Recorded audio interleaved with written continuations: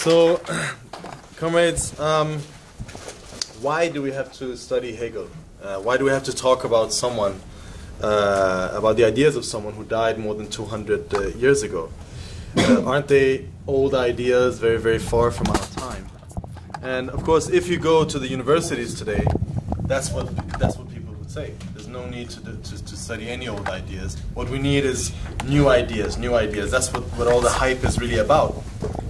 And especially the postmodernists today are completely obsessed with this idea of a complete break with the past. That's all the different shades of postmodernism today are basically proponents of this idea.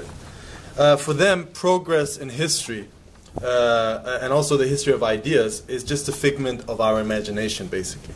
And there's no change. Everything is a complete random, basically, process that could or could not have happened. But is it really true if we look at history? Is it really true if we look at literature, for example? Didn't literature change after Homer or after Shakespeare? Or didn't music change after Bach or Beethoven or the Beatles? Is it all just the same? And are the cave paintings we saw from early man exactly on the same level as Picasso's Guernica? Obviously, they're not. But all of this is a closed book to these people. Now, as Marxists, however, we don't see ourselves to be in any way special.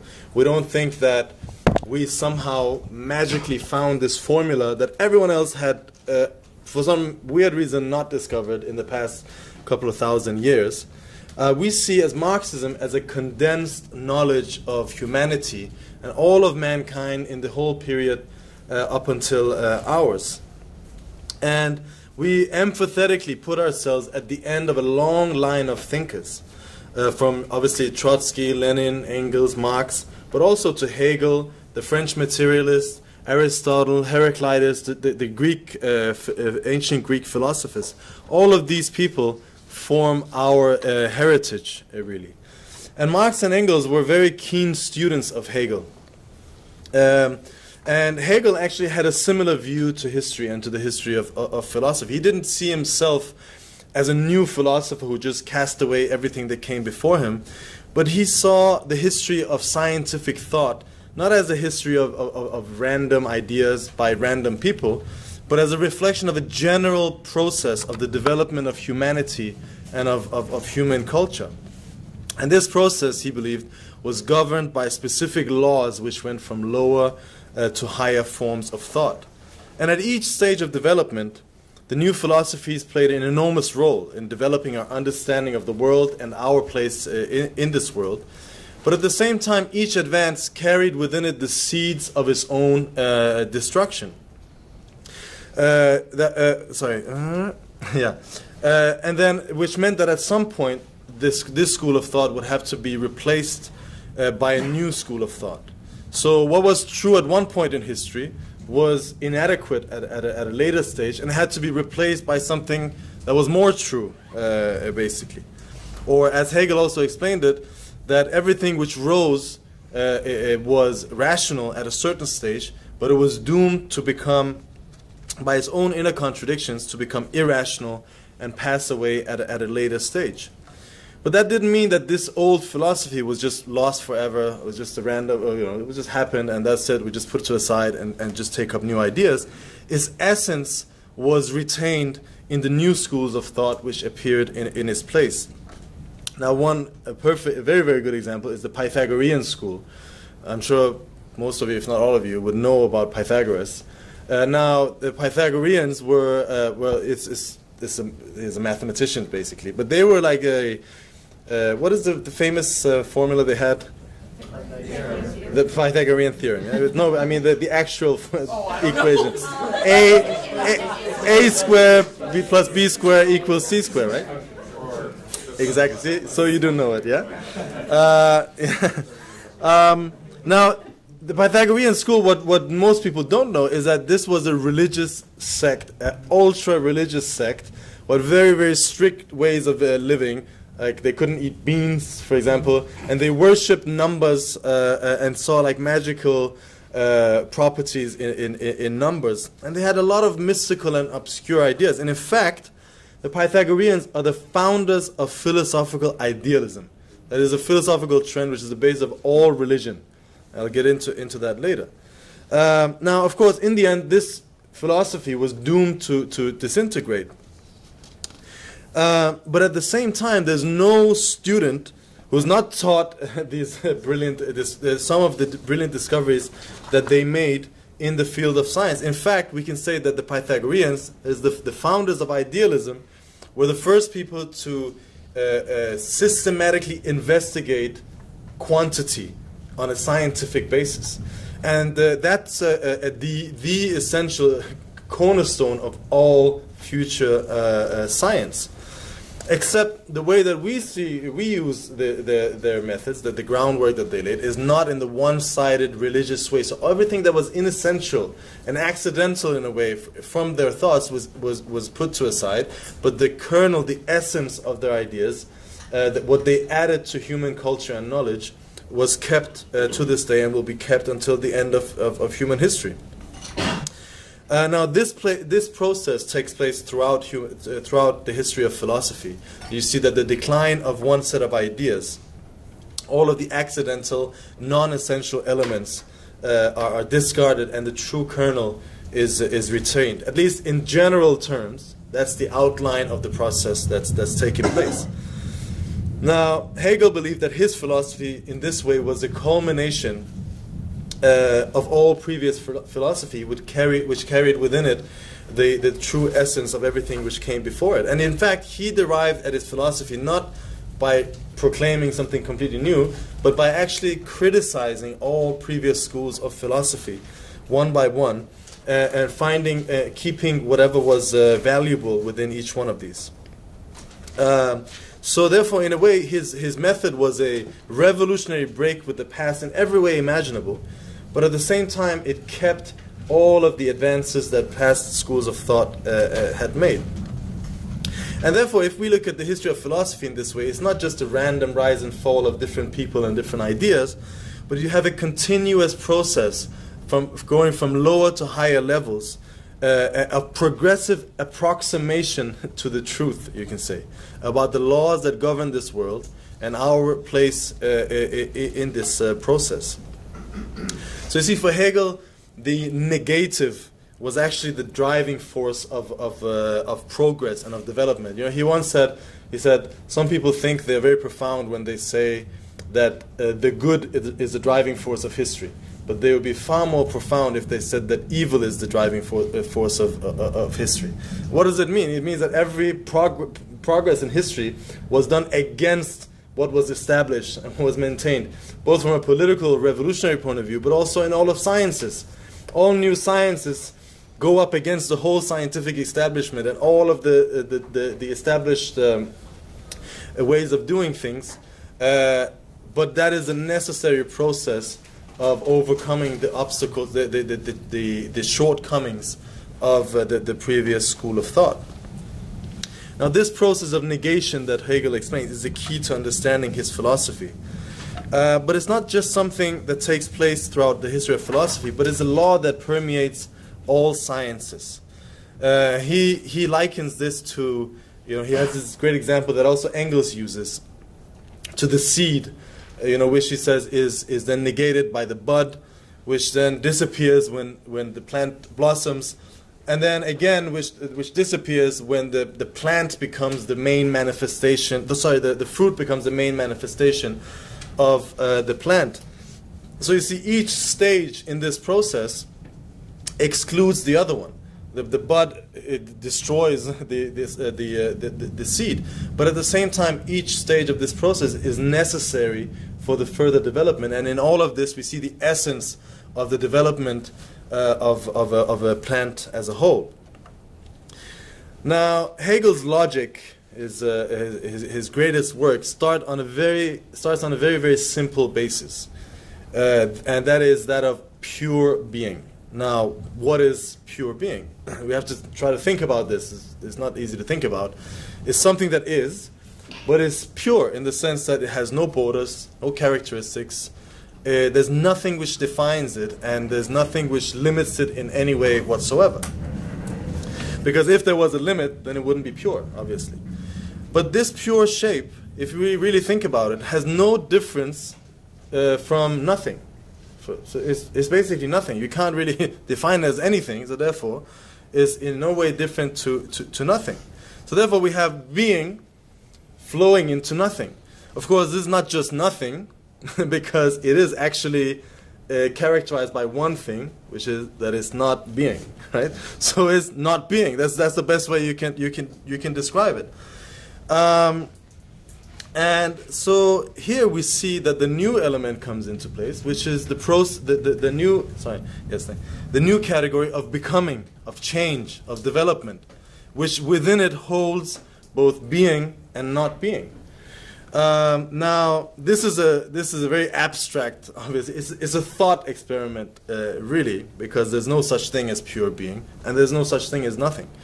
But what it really explains, and what Hegel is trying to explain to us here, is the fundamentals of dialectics.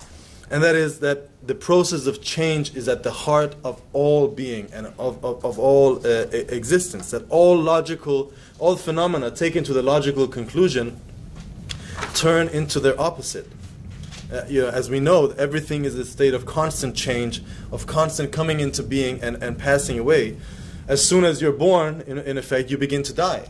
Every cell in our body is created, but eventually it will die off. And at a certain stage, there are more. The cells reproduce themselves at a slower rate than they die, and that's when we begin the general slow decline of our life, which again reaches a critical stage at one point where we finally are dead.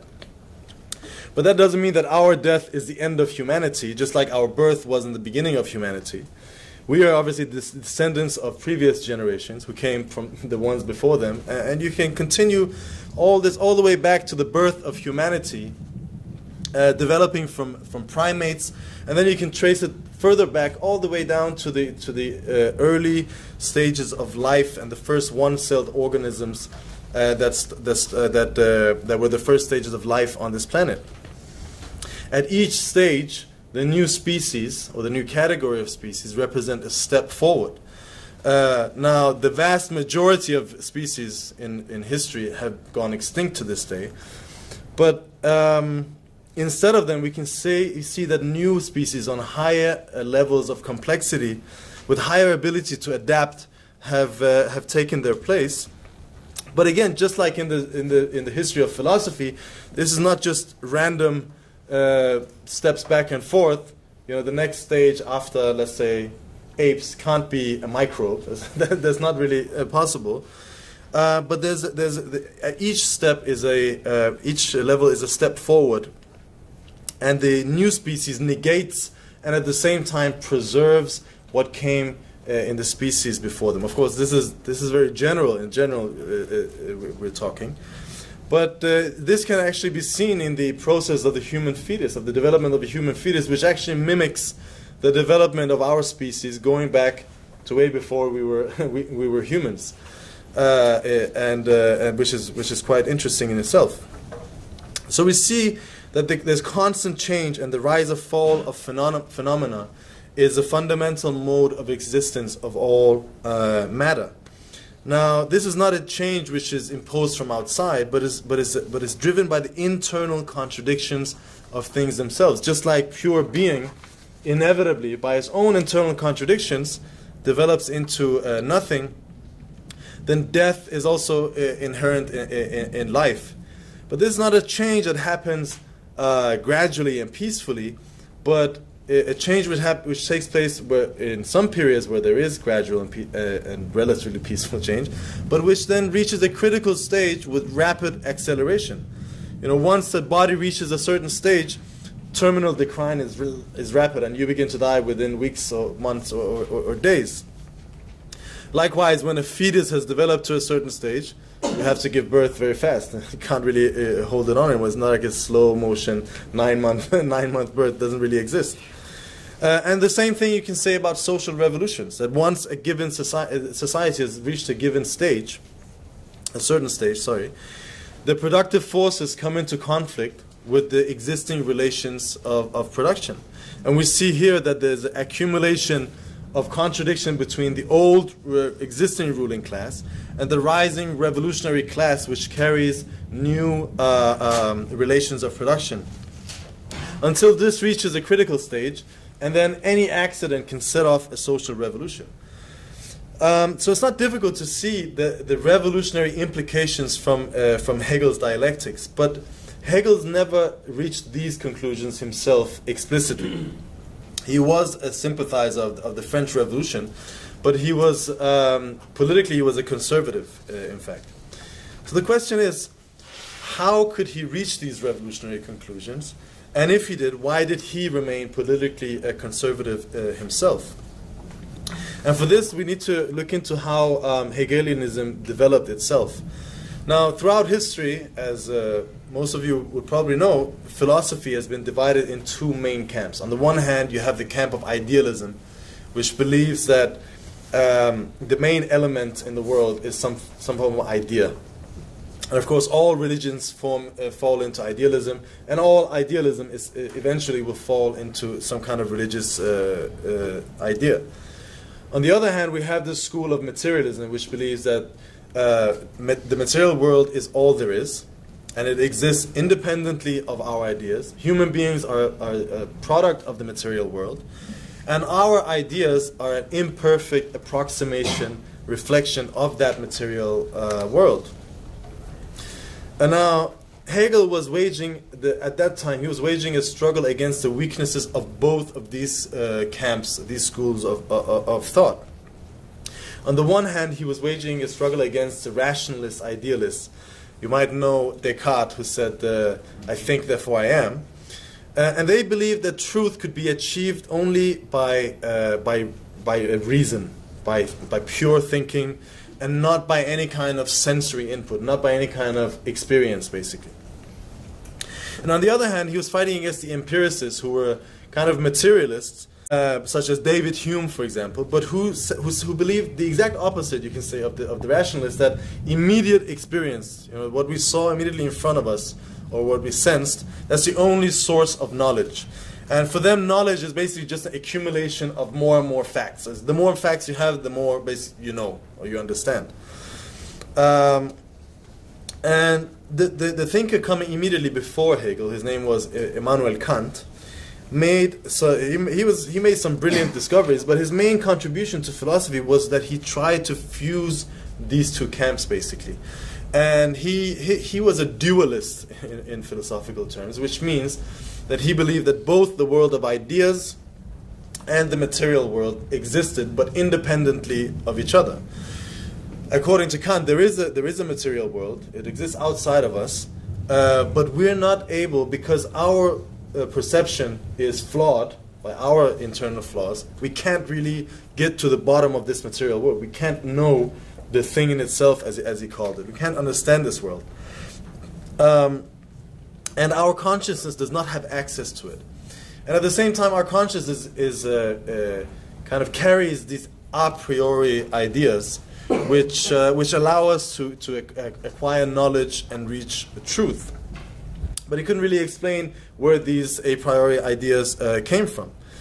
Now, Kantianism, as opposed to Hegelianism, is extremely popular in universities today. I think 99% of political thought, is modern so-called political thought is based on Kant, and Hegel is not studied by hardly anyone.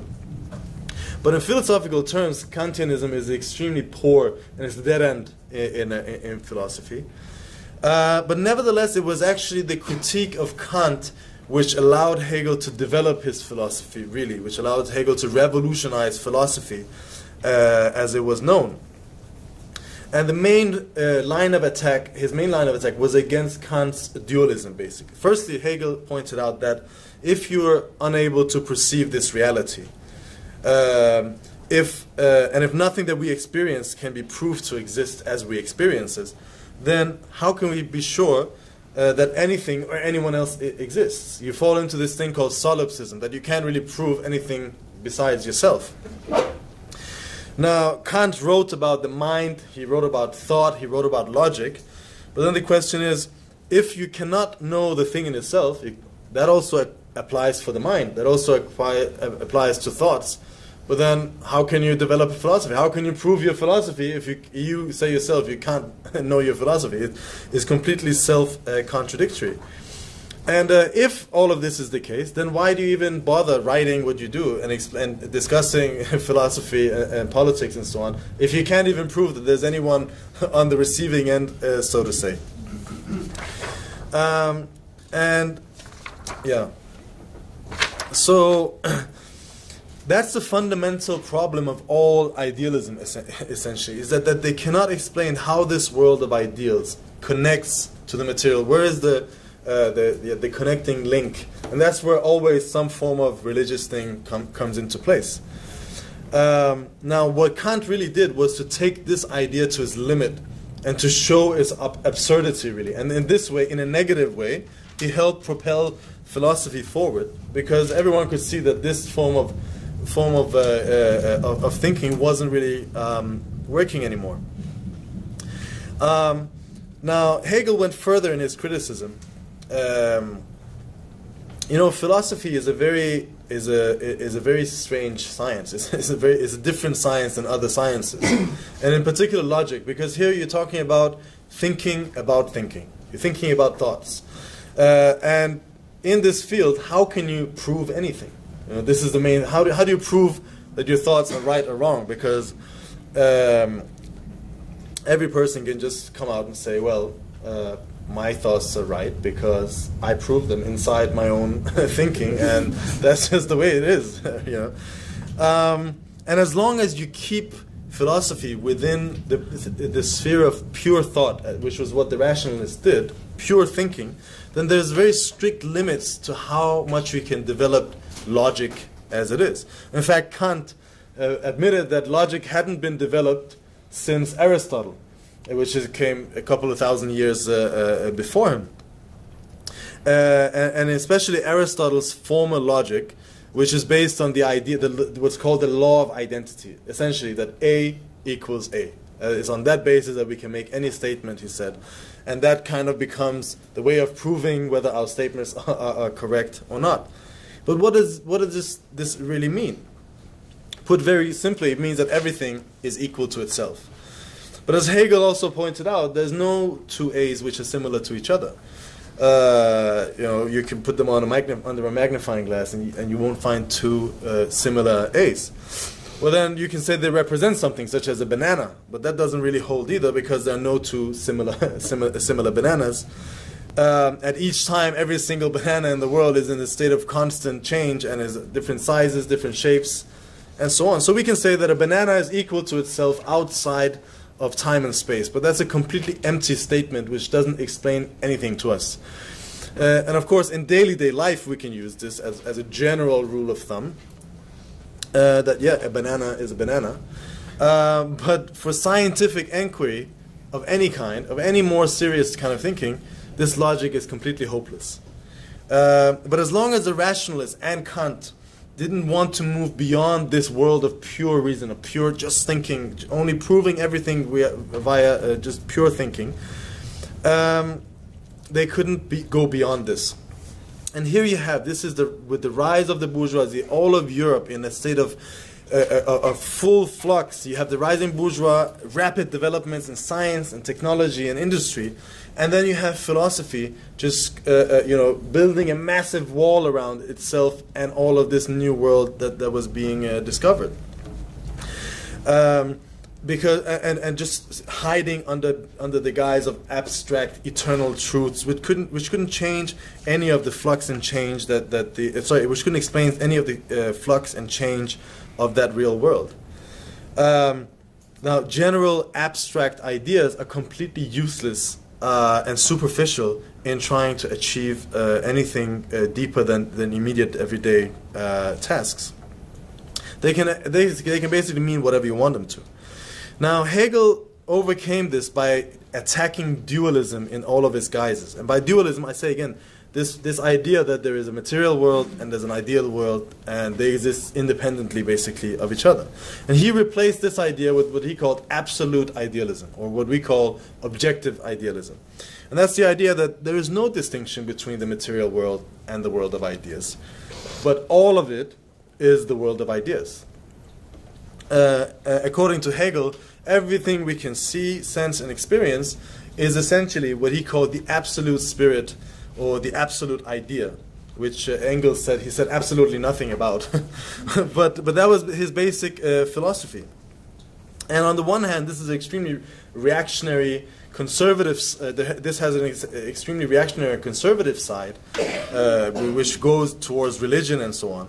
But at the same time, it had a very, very revolutionary repercussion, because it allowed Hegel to develop his dialectics. Because suddenly, for the first time, you had philosophy and logic being able to use this infinite world of empirical sciences which was developing, and use it to develop and study philosophy and to prove their logic, basically. And logic and scientific thought suddenly had a field that it could operate in, find proofs, and get connected to the real world, so to say. And by studying these sciences, Hegel developed a scientific logic. And for him, basically, logic was, and this is what set him apart from all of the previous philosophers, logic was the highest form of all of the positive sciences. It was kind of the bones, that the sciences put flesh to the bones of logic. But in the field of material sciences, Hegel was confronted by the other school that I talked about, the empiricist school, who were materialists, but who were very, very crude materialists. They argued that the immediate experience is all that we needed in order to understand the world. That there's no such thing as abstract thinking, and everything you saw, that was the proof for whatever existed, and you didn't need to develop anything. And Hegel agreed that yes, the truth is concrete, that the truth has to be tested out in reality one way or another. But according to him, a heap of facts didn't necessarily mean knowledge. It didn't mean that you understood the world if you don't understand how to sort out in this heap of facts. Or as another philosopher put it, Heraclitus, you might have heard of him, he said, eyes and ears are bad witnesses for people with barbarian souls. Hegel put it in a different way. He said, just as there is an empty depth, there's an empty width. There is, if you just focus on general abstract formulas, it's completely empty. But also, if you just you know, as I said, use this idea of a heap of facts, that's also completely empty and useless for any real endeavor. The point of philosophy is to sort out in this infinite number of phenomena and see their interconnections, their relations, and their inner contradictions, and their logic, so to say, their direction of development, which is not necessarily always immediately visible to the naked eye. And as he explained, the generalization is an essential part of human existence and of human being. In fact, he said something which is very interesting when you think about it. He said, you can't describe what you mean. And you think about it, he said, what does it actually mean? He says, well, again, let's talk about the banana. I'm looking at a banana and I'm trying to describe it to you. What would I say? This is a banana. But that's a very general idea. And then I would say, well, it's yellow, it's big or small, and it's curved in this and that way. But these are all general words. These are all things that explain general things. That would never in any way give you an idea of that particular banana that I'm seeing. All of my words, all human words, in fact, are generalities. And so the empiricists were hypocrites themselves, because every single word they wrote in their books and in the theories were generalities. Even their theory was a generality itself. So there's lots of contradictions there. Yeah. But the point is that the reason why we know this banana is because we've seen countless of bananas, both individually and also passed on from our forefathers, the way that bananas have been seen and experienced in society as a whole that we live in. And through this process, we've developed an abstract image of what a banana is, or that's maybe so funny, but or a human being, or a table, anything like anything else. So that in some ways, this abstract universal banana is in fact more true than any given banana I would see, because it's been stripped off of all of the accidental features that it has and boiled down to the essence of what signifies that particular fruit. So we can say that Hegel's logic is not the law of identity, like Aristotle said A is equal A, but more something like A equals the essence of the living and changing A's as they have developed in connection with everything else in the world up until now. That's a very different statement. So having broken down this barrier between the consciousness and the material world, he could develop a very, very revolutionary philosophy. And also, well, flowing from this, he said that philosophical principles is not something that can be decided by some kind of predetermined schema. You know, we see this very often, that people go up and make a general statement, and sometimes I'm thinking, even some Marxists, you know, sometimes I'm thinking, that could apply to anything, or any country you're talking about, you know. But of course, sometimes you do have to do that because we want to point out the general process, which is similar throughout the world.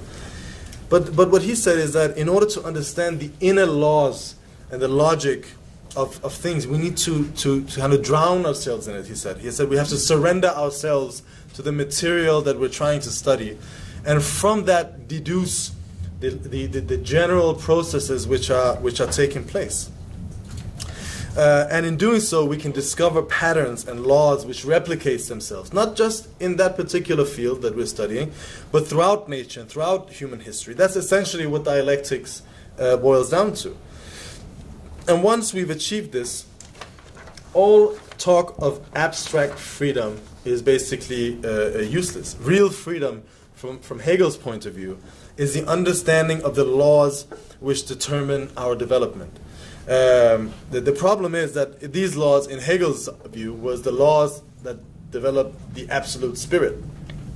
Something which is completely non-Hegelian, in fact. It doesn't because it doesn't flow from his philosophy. He always said every system must justify itself. But you see, if you pull out the absolute spirit out of Hegel's philosophy, the philosophy stands. It's almost like you build a house and then you forget to take down the scaffolding.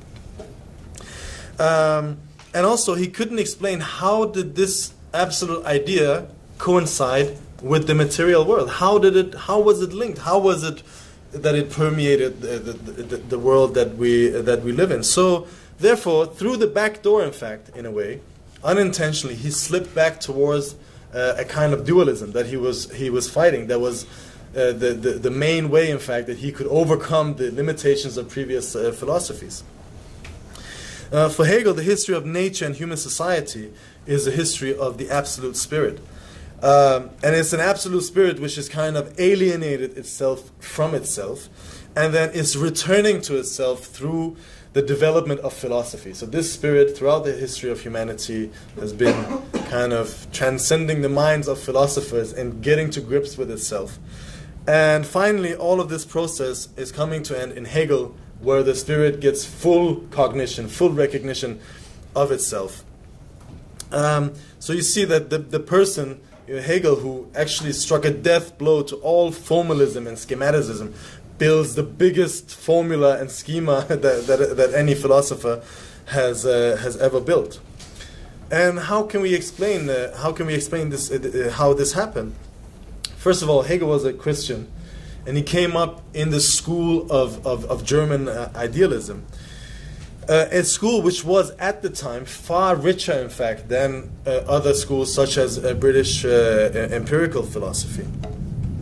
And he was looking at history, and he was looking at development from the point of view of a philosopher, seeing philosophy as the main driving force, in fact, of history. And perhaps this is also related to the development of German capitalism, because German capitalism had just been in the 30 Years' War, It was completely destroyed and debilitated. It was, in fact, the most backward and primitive, weakest of all the capitalist nations in Europe. It was a semi-capitalist, actually. It was a backward country which had actually literature as its highest form of development. And literature was taking up disproportionate space in relation to the rest of society because society was so backward. But whereas literature maybe reflected more the sweeping developments in France and other European countries where capitalism was moving forward. And this kind of inverse social construction was what Hegel was trying to paste over history as a whole. You know, the philosophy was the main leaders of world history and the driving forces of this history. He saw basically the whole history of humanity from his own individual position. And at the same time, Hegel anticipated many of the big developments that capitalism led to, chemistry and biology and other sciences. And he proved dialectics, or he developed the dialectical method not as the inherent laws of nature, but as properties of the mind. And you can say that is a very ingenious achievement to do with very, very few tools. But nevertheless, that was the great shortcoming of his philosophy, that he anticipated the great developments of capitalism in the 1800s. And because of this, his system was flawed, and it fell apart immediately after his death. And it was Marx and Engels who, in a very true Hegelian style, who had to salvage the revolutionary kernel of Hegel's philosophy and turn it upside down, or right side up, as they said. Now, from a Marxist perspective, there is nothing but the material world.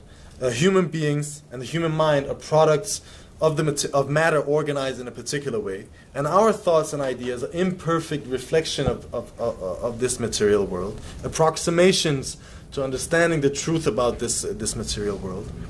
And dialectics is not the laws of the mind, but the laws inherent in nature itself. And by our interaction, by our activity in this world, we are able to discover these laws. Now, Lenin said that Marxism is almighty because it's true. And what does that really? It's not a religious statement, but it means that Marxism derives its ideas from material reality and not the other way around. And in that sense, we can say that Marxism is not really a philosophy like other philosophies.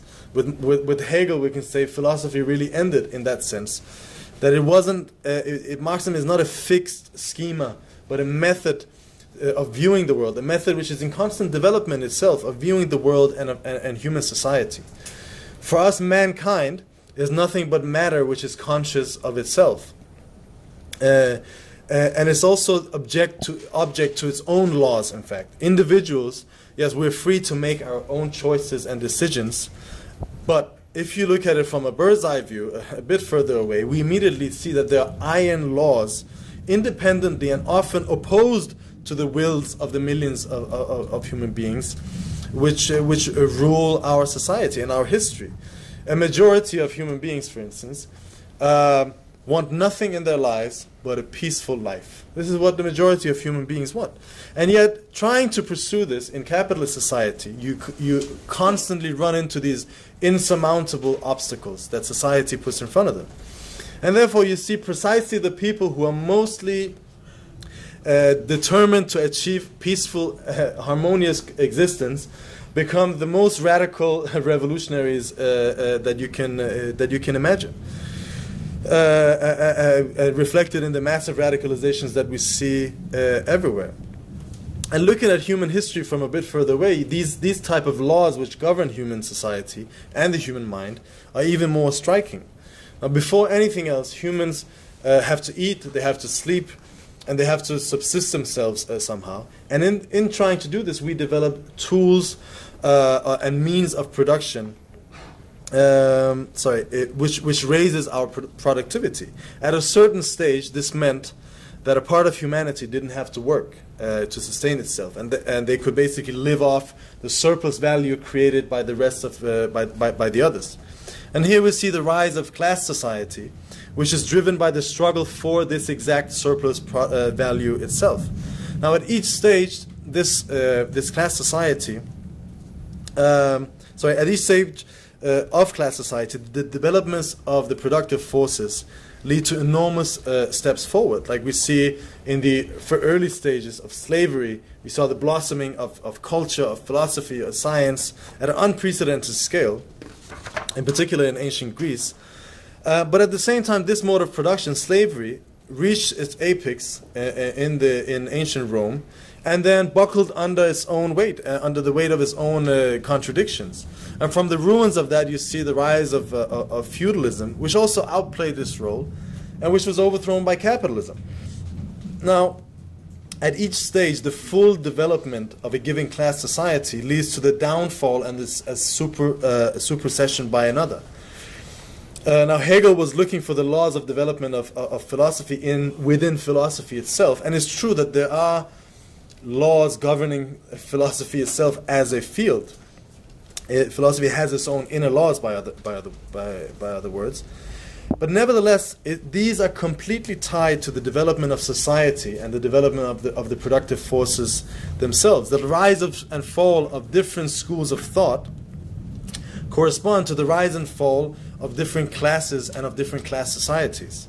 And every revolutionary class must have a revolutionary philosophy necessarily. Capitalism itself came to power on the basis of a fight against feudalism, against religious obscurantism. It came to the world by stating the truth, illuminating the dark Middle Ages, and laying bare the hypocrisy and the irrationality of feudal society. Now, this was a huge step forward for humanity at that point, and we saw an unprecedented development of the productive forces, which for the first time actually gives us the ability to lift humanity out of barbarism that we have essentially been suffering under in our history until now. But capitalism has also now reached an apex, and it's become an obstacle for human progress. Now, and today it's gone into its opposite. So stating the truth has become a threat to capitalism itself. This is partially why we have all this fake news, which is the thing, not from a right-wing point of view, but from a true point of view. It's almost all news, basically. And stating the truth has become a threat to the system itself. It's become a revolutionary deed, not just exposing whatever hypocrisy and lies of the bourgeois. But exposing the inner contradictions of society itself, a deeper truth, going back to explain how class society developed, reaching this stage, and why it must necessarily be overthrown now. And in the womb of capitalist society, the working class is being prepared as its grave diggers. The only class that can lead humanity out of the barbarism of class society and make it the masters of its own destiny. So freedom for us, for Marxists today, what does it consist of? Is a recognition of this process, is the understanding of this process of history, of this process in human society, and to participate in it as conscious elements rather than unconscious ones, and to push humanity forward out of this dead end of barbarism and pave the way for the true free development of human society. Thank you very much.